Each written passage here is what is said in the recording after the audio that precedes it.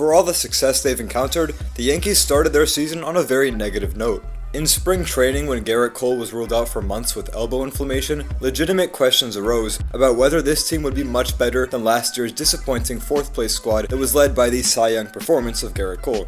We all knew they'd hit, adding Juan Soto, but the rotation was sketchy to say the least. Carlos Rodon had a brutal 2023. Like Rodon, Nestor Cortez was both injured and bad. Clark Schmidt struggled in his first full season as a starter, especially down the stretch.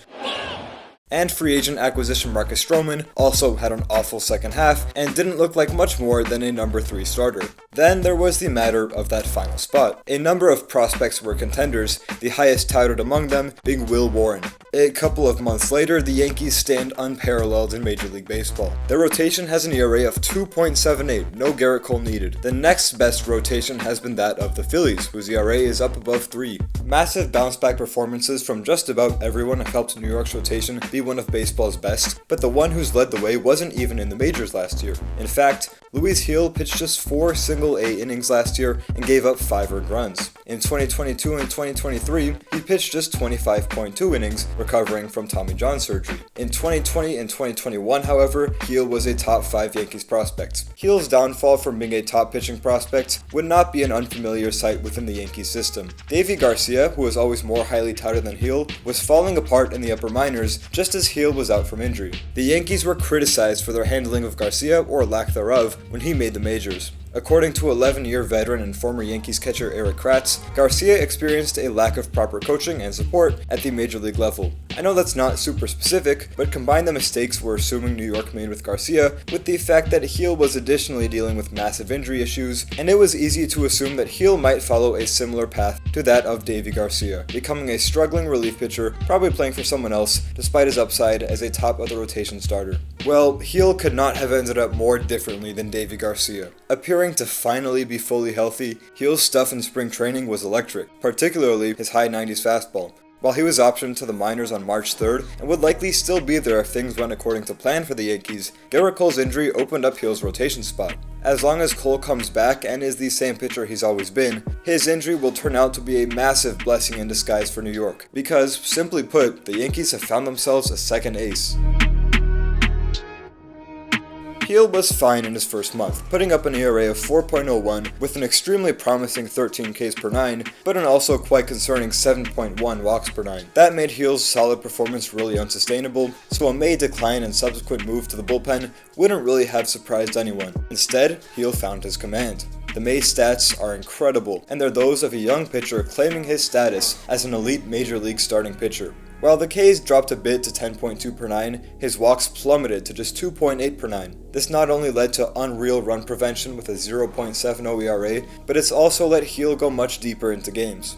In April, he failed to make it 6 innings into a single start. In 6 May starts, Gil never threw less than 6 innings, and managed to go 8 while giving up just 1 run against Anaheim. What he's excelled at most, though, is limiting hits. With just 4.1 hits allowed per 9, Gil has been the single best starter in baseball, with over 1 less hit given up than the pitcher in second place. This level of dominance is certainly aided by luck and very unsustainable. The non-2020 single-season record for hits per 9 is 5.1, and that was achieved in 1920.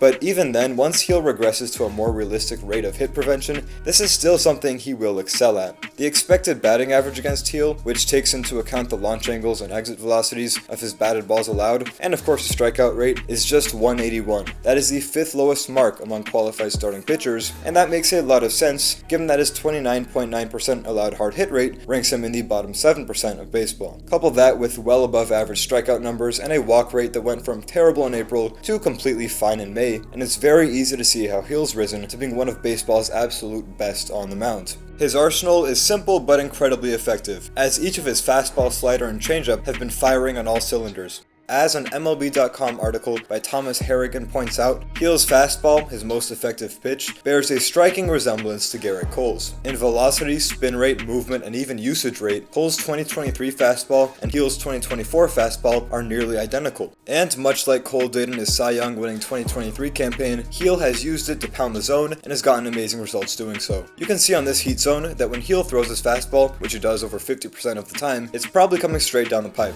If you place a 100 plate appearance appearance minimum on all major league pitchers this year, which basically just takes out relievers. Gil's whiff rate of 30.8% on his four-seamer is the second highest in MLB. The metric run value basically looks at the quality of results each pitch has produced and their importance in preventing runs. And according to that, Gil's fastball has been the 9th most effective pitch in all of Major League Baseball. Looking at his arsenal as a whole, Gil really excels when he just throws it over the plate. In the heart of the strike zone, which is the part of the zone that doesn't touch any of its edges, Gil has a run value of 18, the best in baseball, while Corbin Burnes trails behind him at 15. Last year, it was Gerrit Cole that finished with the highest run value in pitches in the heart of the zone.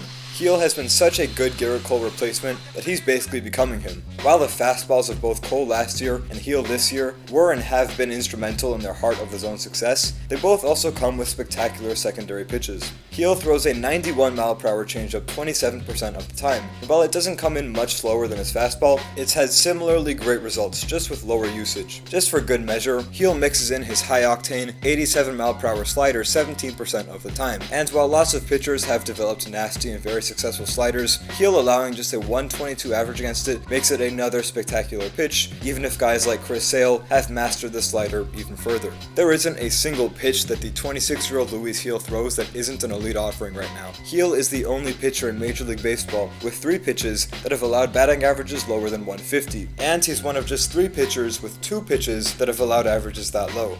As long as Gil's able to throw his fastball in the strike zone, he should be able to stay the elite starting pitcher he's been, while some of his unsustainable numbers regress to more realistic marks. He might not finish the year with an ERA below 2 like he has now, but despite still qualifying as a rookie, Gil's fielding independent pitching and expected ERA both show that he can and should finish with an ERA below 3 if he keeps pitching like this. The success of the starters around him have made it so the Yankees rotation never really needed saving by a single pitcher, but nevertheless Gil has been a clutch and dominant force for the Yankees, one instrumental in getting them off to this amazing start.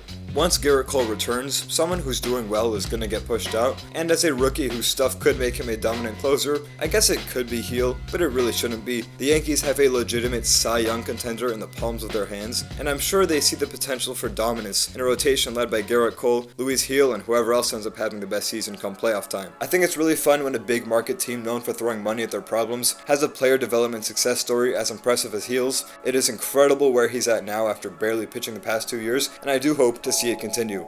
Thank you guys for watching this video. Please like it if you enjoyed or you learned something about Luis Gil. Also subscribe if you are new, and do comment your thoughts, and I will see you in the next one. Thank you for watching.